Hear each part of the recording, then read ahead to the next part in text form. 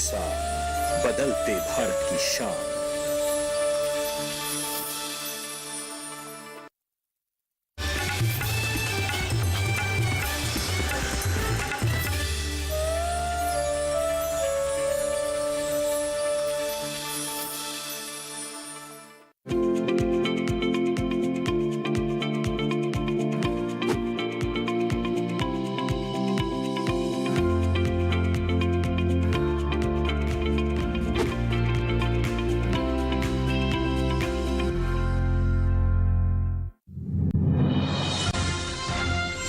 तमिलनाडु और पुदुचेरी में कहीं कहीं जोरदार बारिश की उम्मीद, तो तटीय आंध्र प्रदेश में गरज के साथ चल सकती हैं तेज हवाएं। 2 दिन उत्तर प्रदेश में कहीं कहीं छा सकता है हल्का कोहरा। पूर्वोत्तर के राज्यों में भी कुछ जगह हल्का कोहरा छाने का अनुमान।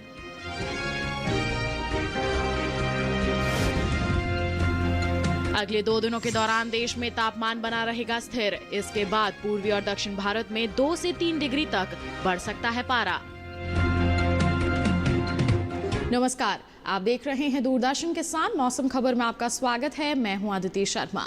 आज के मौसम खबर में हम आपको बताएंगे आगे आने वाले दिनों में कैसा रहने वाला है मौसम का हाल, कहां चलेंगी तेज हवाएं, कहां होगी बरसात और तापमान की ताजा स्थिति के बारे में भी आपको जानकारी देंगे। साथ ही किसानों के लिए कुछ कृषि सलाह भी। लेकिन आइए शुरुआत कर लेते हैं मौसम से जुड़ी कुछ खास खबरों के साथ। भारत मौसम विज्ञान विभाग के मुताबिक कल तमिलनाडु और पुदुचेरी में कहीं कहीं जोरदार बारिश की उम्मीद है। बता दें आपको, तमिलनाडु और पुदुचेरी में ही कल कुछ जगहों पर गरज के साथ तेज हवाएं भी चल सकती हैं। इसके साथ ही कल तटीय आंध्र प्रदेश के कुछ हिस्सों में गरज के साथ तेज हवाएं चलने के आसार हैं। तो वहीं 2 दिन उत्तर प्रदेश में कहीं कहीं छाया रह सकता है हल्का कोहरा। और बता दें आपको, असम और मेघालय में भी कुछ हिस्सों में हल्का कोहरा छाने का अनुमान है। तो वहीं नागालैंड, मणिपुर, मिजोरम और त्रिपुरा में भी कुछ जगहों पर कोहरा छाने के आसार नजर आ रहे हैं। तो वहीं अगले 2 दिनों के दौरान देश में तापमान स्थिर बने रहने के आसार हैं। बता दें, 2 दिन पूर्वी और दक्षिणी राज्यों में पारा बढ़ सकता है। बता दें आपको, इन इलाकों में 2 से 3 डिग्री तक तापमान में बढ़ोतरी की संभावनाएं हैं। तो ये थी मौसम से जुड़ी कुछ खास खबरें। जान लिया आपने कि क्या कुछ खास गतिविधियां हो सकती हैं मौसम के हाल में आगे आने वाले 1 से 2 दिन के दौरान। बढ़ते हैं आगे, बता देते हैं आपको कि पिछले 24 घंटों के दौरान देश में मौसम का हाल किस प्रकार दर्ज किया गया, किन इलाकों में बरसात हुई और कौन से वो क्षेत्र हैं जहां पर तेज हवाएं दर्ज की गई। पिछले 24 घंटों के दौरान लक्षद्वीप के अधिकतर हिस्सों में बारिश दर्ज की गई। इसके साथ ही बता दें, अंडमान निकोबार द्वीप समूह में भी कहीं कहीं भारी बरसात हुई। वहीं तमिलनाडु और पुदुचेरी के कुछ इलाकों में बादल बरसे। और बात करेंगे हम केरल की, तो बता दें यहाँ भी 1-2 जगहों पर बारिश दर्ज की गई। वहीं तमिलनाडु और पुदुचेरी समेत केरल में कहीं कहीं गरज के साथ तेज हवाएं चली। तो अभी आपने जाना पिछले 24 घंटों के दौरान देश के अलग अलग क्षेत्रों में मौसम का हाल किस प्रकार रहा, कहां तेज हवाएं दर्ज की गई और कहां कहां बादल बरसे। बढ़ते हैं आगे, जानकारी दे देते हैं आपको यहां तापमान के हाल की। और सबसे पहले आपको बताएंगे अधिकतम तापमान का हाल। अधिकतम तापमान में कहां बढ़ोतरी हुई, कहां कमी देखने को मिली, आइए आपको बता देते हैं। पिछले 24 घंटों के दौरान असम और मेघालय में कहीं कहीं अधिकतम तापमान सामान्य के मुकाबले 3 से 5 डिग्री ज्यादा रहा। बात करेंगे नागालैंड, मणिपुर, मिजोरम और त्रिपुरा की, तो बता दें यहाँ पर भी अधिकतम तापमान 3 से 5 डिग्री तक ज्यादा दर्ज किया गया। तो वहीं अरुणाचल प्रदेश समेत पश्चिम बंगाल और सिक्किम में कुछ जगहों पर पारा 1.5 से 3 डिग्री तक ज्यादा रहा। बिहार और झारखंड के कुछ हिस्सों में भी अधिकतम पारे में सामान्य से 1.5 से 3 डिग्री तक की बढ़ोतरी दर्ज की गई। वहीं केरल में अधिकतर जगह, तो तमिलनाडु और पुदुचेरी में अनेक जगहों पर पारा सामान्य से 1.5 से 3 डिग्री तक ऊपर रहा। बता दें आपको, कर्नाटक और तटीय आंध्र प्रदेश में कहीं कहीं अधिकतम पारा सामान्य से 1.5 से 3 डिग्री ज्यादा दर्ज किया गया। वहीं तेलंगाना में कहीं कहीं अधिकतम तापमान सामान्य के मुकाबले 1.5 से 3 डिग्री तक कम दर्ज किया गया। बता दें, हरियाणा, राजधानी दिल्ली और उत्तर प्रदेश में कहीं कहीं अधिकतम तापमान सामान्य से 1.5 से 3 डिग्री नीचे दर्ज किया गया। वहीं विदर्भ, मध्य प्रदेश और ओडिशा में कुछ जगहों पर पारे में सामान्य से 1.5 से 3 डिग्री तक की गिरावट दर्ज की गई। बता दें आपको, देश में सबसे ज्यादा पारा कोंकण गोवा की रत्नागिरी और तटीय कर्नाटक के कारवार में 35.5 डिग्री सेल्सियस दर्ज किया गया।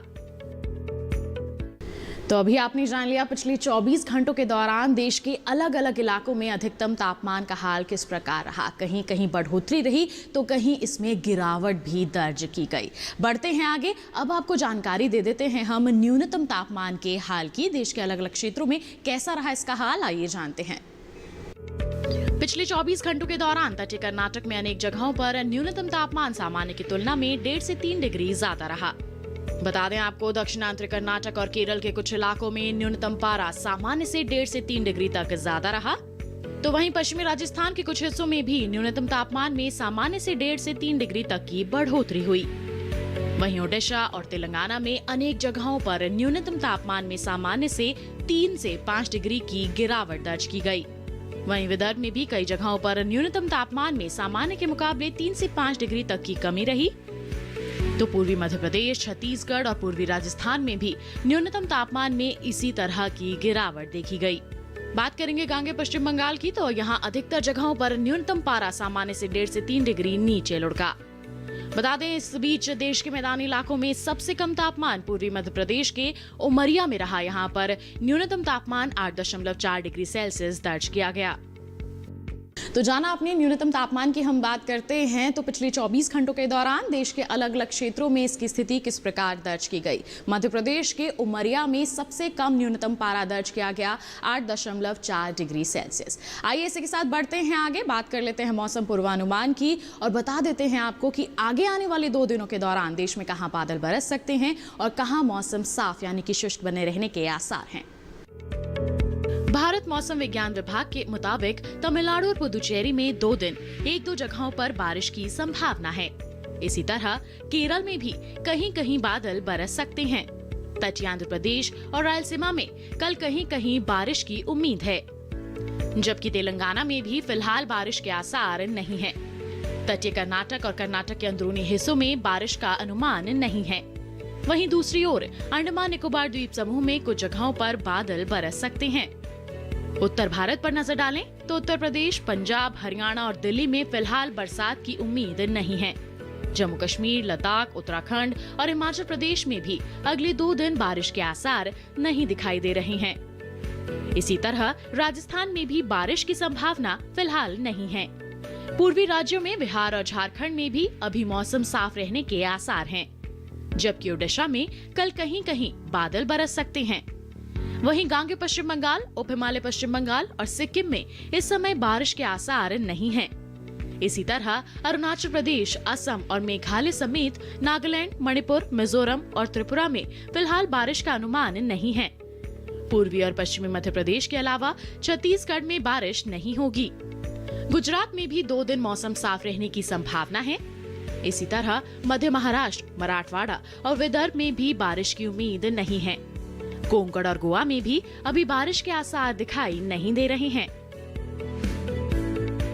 तो देखा आपने मौसम पूर्वानुमान और जान लिया कि आगे आने वाले 2 दिनों के दौरान कौन से वो इलाके हैं जहां बादल बरस सकते हैं और कौन से वो क्षेत्र हैं जहां पर मौसम साफ यानी कि शुष्क बना रह सकता है, यानी कि बरसात के फिलहाल आसार नहीं है। इसी के साथ बुलेटिन में वक्त हो चला है एक छोटे से ब्रेक का। आप कहीं मत जाइए, ब्रेक के बाद हम आपको बताएंगे टमाटर की खेती के बारे में। बने रहिए दूरदर्शन किसान पर और देखते रहिए मौसम खबर।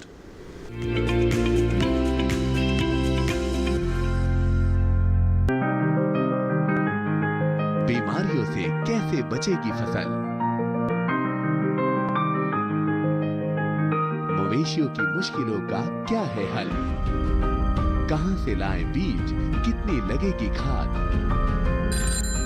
किसानों के हर फोन का विशेषज्ञ देंगे जवाब। देखिए हेलो किसान लाइव सोमवार से शुक्रवार शाम 6 बजे।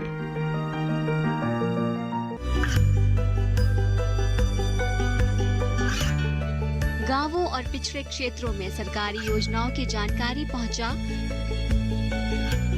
देश में कौशल और क्षमता विकास कर ग्रामीणों को सामाजिक बदलाव और विकास से जोड़ने की दूरदर्शन किसान की पहल चौपाल चर्चा देखें सोमवार से शुक्रवार सुबह 9 बजे।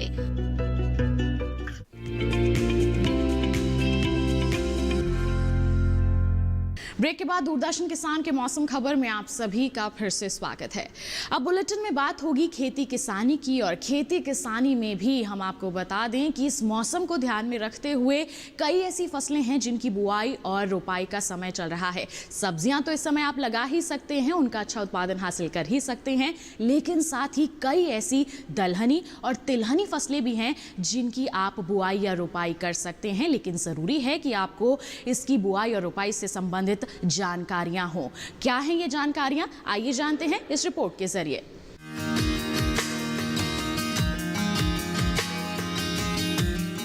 अरुणाचल प्रदेश में इस समय आलू की रुपाई करते रहे।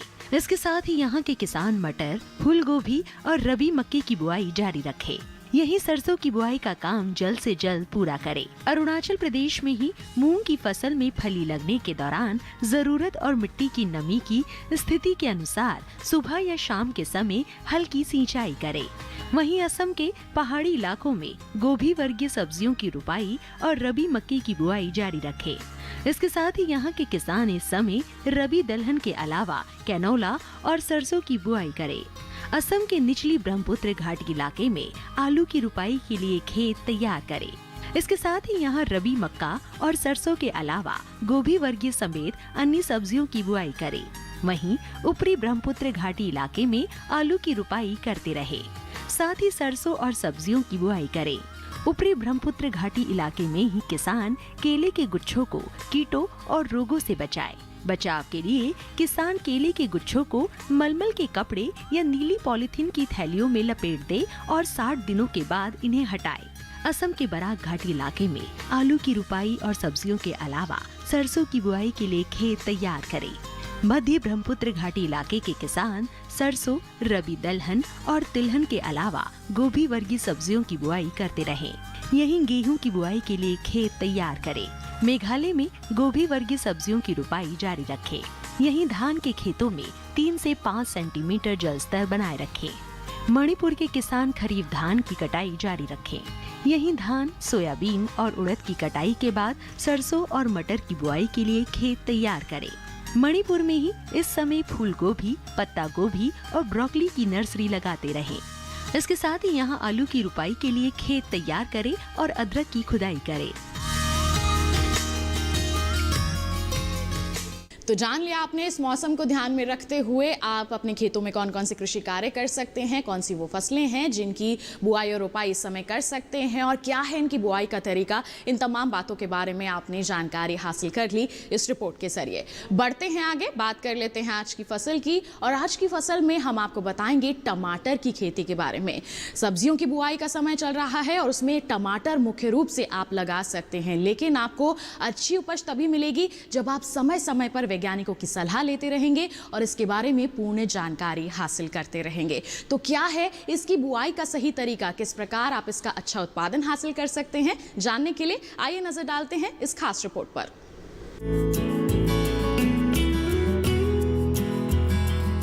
टमाटर अपने कई तरह के उपयोग, स्वाद और पोषक गुणों के लिए देश की हर रसोई का हिस्सा बन गया है।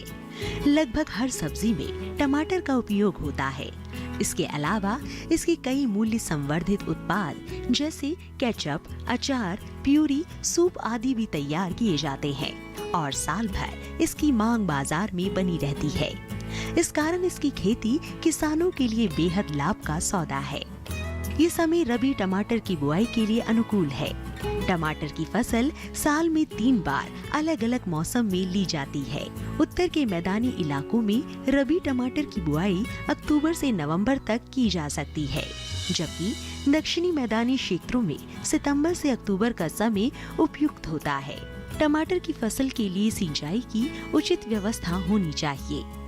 टमाटर की उन्नत किस्में हैं अर्का सौरभ, अर्का विकास, अर्का आहुति, अर्का आशीष, HS 101, HS 102, HS 110, Hisar Arun, Hisar Lalima, Hisar Lalit, Hisar Anmol, Narendra tomato 1, Narendra tomato 2, Pusa Red Plum, Pusa Early Dwarf, Pusa Ruby, Pusa Gaurav, Pant Bahar, Pant T3 आदि।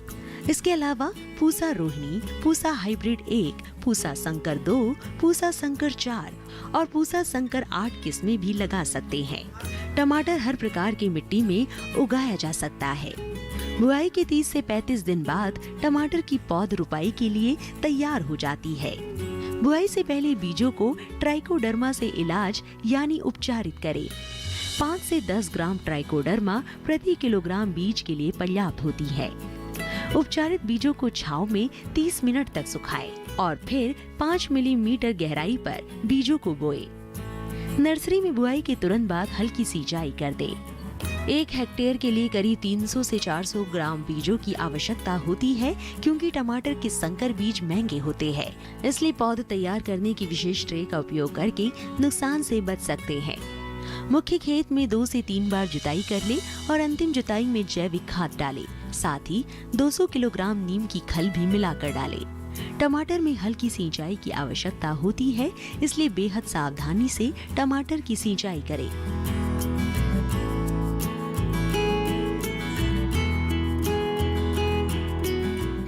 तो अभी आपने रिपोर्ट के जरिए जान लिया, टमाटर की आप खेती करना चाहते हैं तो बिल्कुल सही समय है। किस तरह से आप इसकी बुआई कर सकते हैं, प्रबंधन कार्य आपको किस प्रकार करने हैं, कौन से रोग और कीट हैं जो आपकी फसल की बढ़वार को प्रभावित कर सकते हैं और किस तरह से आप इसका नियंत्रण करके अच्छी उपज हासिल कर सकते हैं। इन तमाम बातों के बारे में तो आपने जानकारी हासिल कर ली। आइए बढ़ते हैं आगे, बता देते हैं आपको मौसम के अनुसार खेती किसानी की कुछ खास बातों के बारे में। इस मौसम को ध्यान में रखते हुए कोंकण में कुल्थी, सूरजमुखी और मूंगफली के लिए खेतों की अच्छी तरह से जुताई कर लें किसान। कोंकण में ही कुल्थी, लोबिया और तरबूज की बुआई जारी रखें। कोंकण में तैयार धान और रागी की कटाई सावधानी पूर्वक करते रहें किसान। कोंकण में आम के नए कोपलों को कीटों से बचाने के लिए उचित उपाय जरूर करें।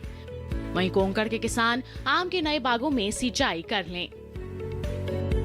मध्य महाराष्ट्र में धान और रागी की कटाई का कार्य कर लें किसान। तो मध्य महाराष्ट्र में ही इस समय कपास की चुनाई भी जारी रख सकते हैं। मध्य महाराष्ट्र में चना, कुसुम, काबुली चना और गेहूं की बुआई कर सकते हैं किसान। इसके लिए उन्नत किस्मों का ही चुनाव करें। मध्य महाराष्ट्र में सूरजमुखी और मक्का की बुआई इस समय कर सकते हैं। इसके लिए तैयारियां कर लें और साथ ही बुआई से पहले किसान बीजोपचार जरूर कर लें। तो ये थी मौसम के अनुसार खेती किसानी की कुछ खास बातें। इनको आप जहन में रखते हुए अगर खेती किसानी के कार्य करेंगे तो निश्चित तौर पर अपनी फसलों का अच्छा उत्पादन हासिल कर पाएंगे। इसी के साथ बुलेटिन में वक्त हो चला है एक और छोटे से ब्रेक का। आप कहीं मत जाइए, जल्द ही हाजिर होंगे। बने रहिए दूरदर्शन किसान पर और देखते रहिए मौसम खबर।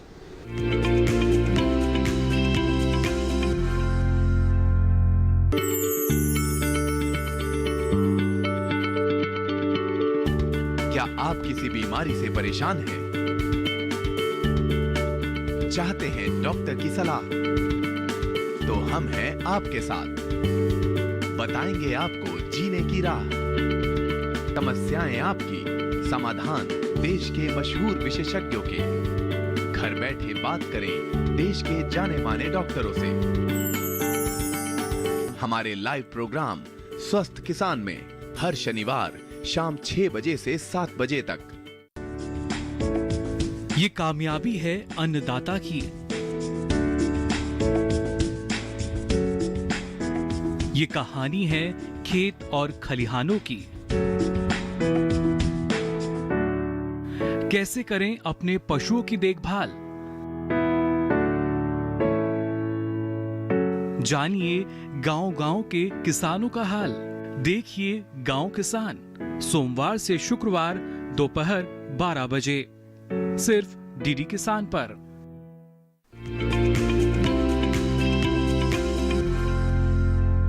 ब्रेक के बाद दूरदर्शन किसान के मौसम खबर में आप सभी का फिर से स्वागत है। आइए बुलेटिन में एक बार फिर आपको जानकारी देते हैं मौसम के लिहाज से खेती किसानी की कुछ और खास बातों की। इस मौसम को ध्यान में रखते हुए मराठवाड़ा में कपास की चुनाई करते रहें किसान। मराठवाड़ा में ही इस समय किसान गेहूं और ज्वार की बुआई कर सकते हैं। मराठवाड़ा में अंगूर की बेलों और सब्जियों में सिंचाई करते रहें। वहीं मराठवाड़ा में ही अरहर की फसलों को कीटों से बचाने के लिए उचित उपाय जरूर कर लें। विदर्भ के किसान इस समय कपास की चुनाई का कार्य कर सकते हैं। विदर्भ में गेहूं, सरसों, अलसी और चने की बुआई जारी रखें। विदर्भ में सब्जियों में जरूरत के अनुसार ही सिंचाई का कार्य करें। वहीं विदर्भ में ही धान की कटाई सावधानी पूर्वक करें किसान। बात करें सौराष्ट्र कच्छ की तो यहाँ पर लहसुन, काबुली चना और धनिया लगा सकते हैं किसान, इसके लिए तैयारियां कर लें। सौराष्ट्र और कच्छ में ही ये समय गेहूं और सरसों की बुआई के लिए भी बिल्कुल उपयुक्त है, इसके लिए भी उन्नत किस्मों का चुनाव करें किसान। तो ये थी मौसम के लिहाज से खेती किसानी की कुछ और खास बातें। अपने क्षेत्र के अनुसार आप अपने खेतों में कौन से कृषि कार्य कर सकते हैं, अभी आपने इसके बारे में विस्तार से जान लिया। आइए बढ़ते हैं आगे, अब आपको बता देते हैं मौसम से जुड़ी और क्या कुछ खास खबरें हैं। भारत मौसम विज्ञान विभाग के मुताबिक कल तमिलनाडु और पुदुचेरी में कहीं कहीं जोरदार बारिश की उम्मीद है। बता दें आपको, तमिलनाडु और पुदुचेरी में ही कल कुछ जगहों पर गरज के साथ तेज हवाएं भी चल सकती हैं। इसके साथ ही कल तटीय आंध्र प्रदेश के कुछ हिस्सों में गरज के साथ तेज हवाएं चलने के आसार हैं। तो वहीं 2 दिन उत्तर प्रदेश में कहीं कहीं छाया रह सकता है हल्का कोहरा। और बता दें आपको, असम और मेघालय में भी कुछ हिस्सों में हल्का कोहरा छाने का अनुमान है। तो वहीं नागालैंड, मणिपुर, मिजोरम और त्रिपुरा में भी कुछ जगहों पर कोहरा छाने के आसार नजर आ रहे हैं। तो वहीं अगले 2 दिनों के दौरान देश में तापमान स्थिर बने रहने के आसार हैं। बता दें, 2 दिन पूर्वी और दक्षिणी राज्यों में पारा बढ़ सकता है। बता दें आपको, इन इलाकों में 2 से 3 डिग्री तक तापमान में बढ़ोतरी की संभावनाएं हैं। तो इसी के साथ मौसम खबर में बस इतना ही। उम्मीद है कि मौसम खबर से आपको जरूर मदद मिल रही होगी। मौसम का ताजा हाल और कृषि सलाह लेकर हम फिर होंगे हाजिर। आप बने रहिए दूरदर्शन किसान पर। नमस्कार।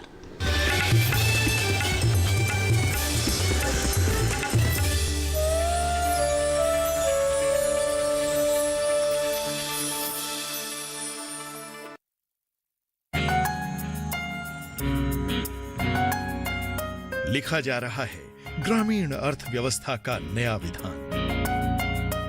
सफलता की गाथाएं गुथेंगी और मत कर निकलेगा नया समाधान। नई तकनीकें, नए तरीके करेंगे किसानों को मालामाल। वैज्ञानिक आधार ही बनेगा अब हर कामयाबी की मिसाल। किसानों, वैज्ञानिकों और कृषि उद्यमियों से होंगी बातें। आमदनी की बनेंगी नई राहें। जागो, फिर चलो उजालों की ओर। आओ मिलकर बढ़ाएं एक कदम उन्नति की ओर। एक कदम उन्नति की ओर, हर बुधवार शाम 4:30 बजे।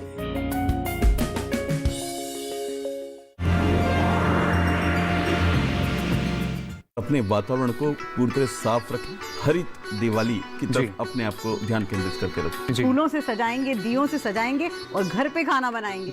दूरदर्शन किसान परिवार की ओर से आप सभी को दीपावली पर्व की हार्दिक शुभकामनाएं। शुभ दीपावली। धरती को बचाएं, ग्रीन दिवाली मनाएं। विचार विमर्श में शुक्रवार 13 नवंबर रात 10 बजे सिर्फ डीडी किसान पर।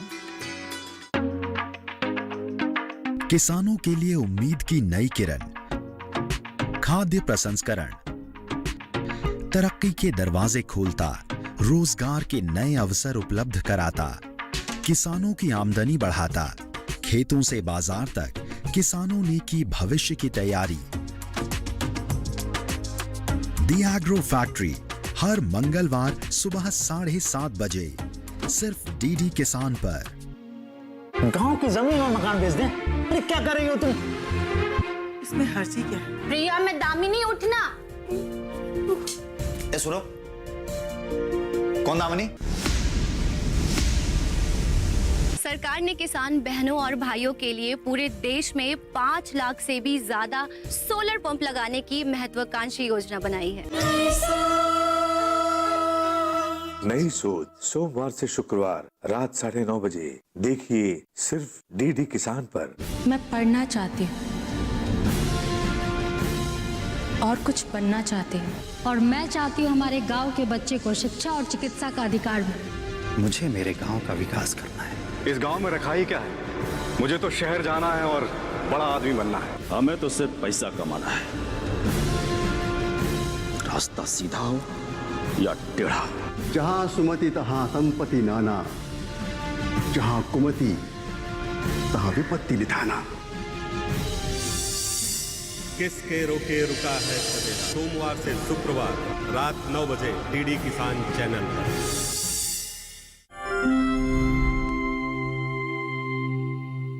गांव का नाम है बांदकर। पुरुलिया शहर से 10 किलोमीटर दूर स्थित पुरुलिया 2 नंबर ब्लॉक का ये गांव काफी बड़ा है। आदिवासी और अल्पसंख्यक जाति के लोग यहाँ एकजुट होकर खुशी से रहते हैं। गांव की सीमा को पार कर दूर विस्तृत है मैदान, बीच बीच में फसलों के खेत दिखते हैं। गांव के अंदर एक मकान हमारे नजर में जरूर आएगी।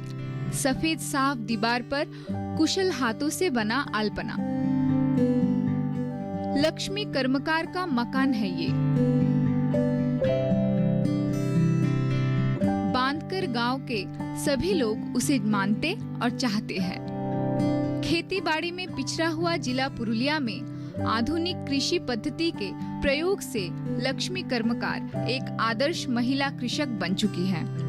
पुरुलिया के बलरामपुर थाने के नंदुदी गांव की लड़की लक्ष्मी की शादी 1998 में बांधगर के पशुपति कर्मकार के साथ हुई थी।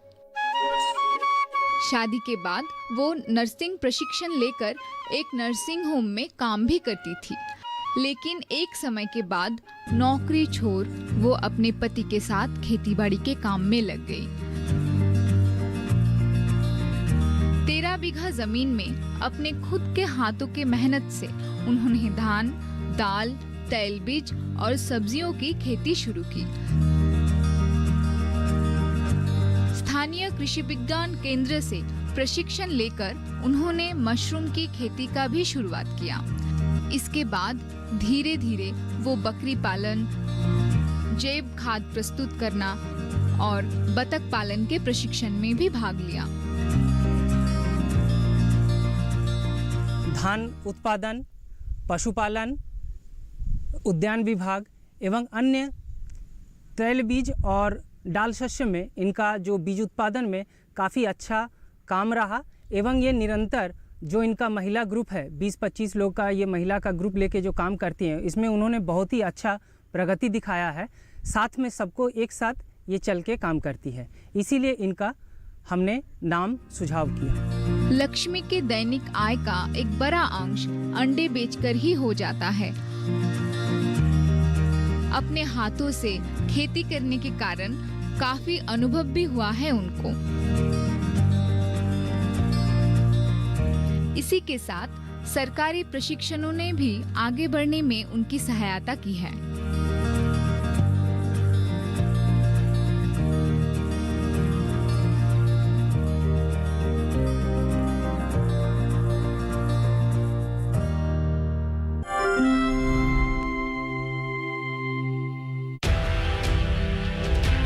हिम्मत, मेहनत, लगन, आर्थिक रूप से आत्मनिर्भर और सशक्तिकरण की नई परिभाषा, स्वरोजगार का नया दौर,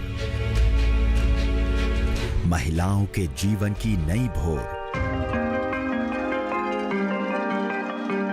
महिला स्वावलंबन, एक कदम विकास की ओर। हर गुरुवार शाम 4:30 बजे डीडी किसान पर।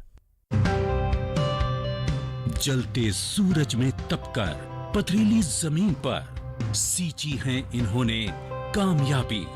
परिश्रम के गवाह हैं ये लहलहाते खेत।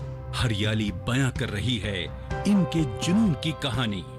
हम ला रहे हैं कहानियां किसानों के संघर्ष से सफलता तक की। देखिए हौसला, हर सोमवार शाम 4:30 बजे सिर्फ डीडी किसान चैनल पर।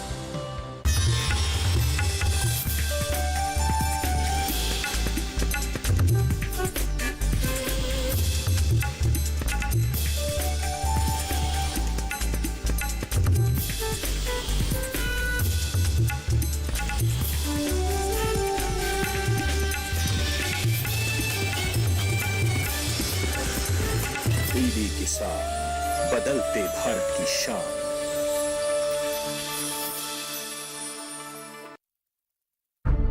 विपदा कोई भी हो, पर किसान है सुरक्षित। AIC है ना। भारत सरकार द्वारा स्थापित फसल बीमा विशेषज्ञ कंपनी